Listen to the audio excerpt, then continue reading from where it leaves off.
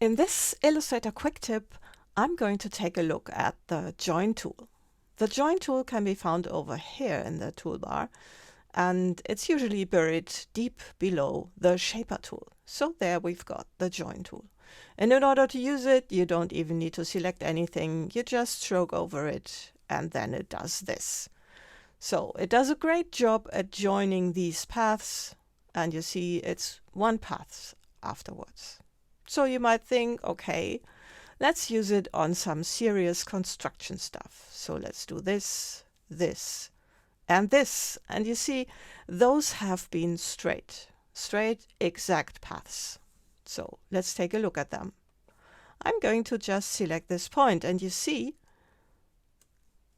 there are now additional points in these paths. And here we even have a handle. There is an additional point and a handle. And of course, that is not desirable at all. In this case as well, we've got a handle here and one over there.